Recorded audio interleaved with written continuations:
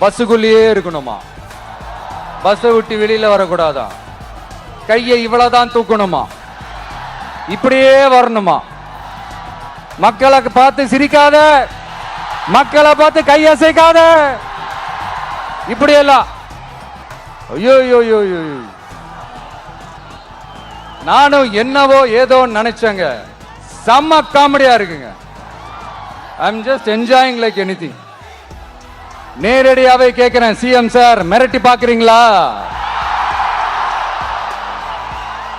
அதுக்கு இந்த விஜய் ஆள் இல்ல சார், அதுக்கு நாம ஆள் இல்ல சார். என்ன செஞ்சிருவீங்க? மேக்சிமம் கொள்கைய சும்மா பேருக்கு மட்டும் வச்சுக்கிட்டு குடும்பத்தை வச்சு கொள்ளையடிக்கிற உங்களுக்கே இவ்வளவு இருந்தா, சொந்தமா உழைச்சி சம்பாதிச்ச எனக்கு எவ்வளவு இருக்கும்?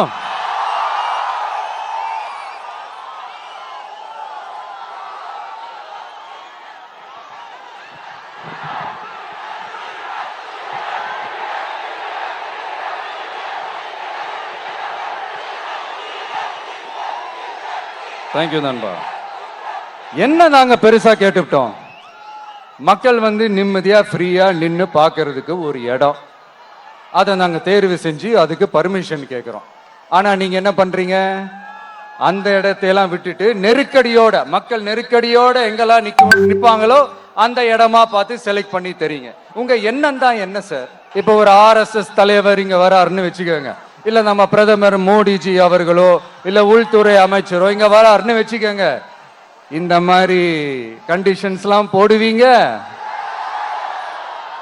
இந்த மாதிரி பவர் கட் பண்ணுவீங்க, இந்த மாதிரி வயர் கட் பண்ணுவீங்க. கொஞ்சம் கட் பண்ணி தான் பாருங்களேன். முடியாதுல, பேஸ்மெண்ட் அதிரும்ல. நீங்க தான் மறைமுக உறவுக்காரர்களாச்சே. இதாவது பரவாயில்லைங்க. இதை தாண்டி ஒரு ரூல் ஒண்ணு போட்டாங்க, பஸ்ஸுக்குள்ளேயே இருக்கணுமா? பஸ்ஸை விட்டு வெளியில வரக்கூடாதா? கையை இவ்வளவுதான் தூக்கணுமா? இப்படியே வரணுமா? மக்களை பார்த்து சிரிக்காத, மக்களை பார்த்து கையசைக்காத, இப்படியெல்லாம். ஐயோ நானும் என்னவோ ஏதோ நினைச்சேங்க. செம்ம காமெடியா இருக்குங்க.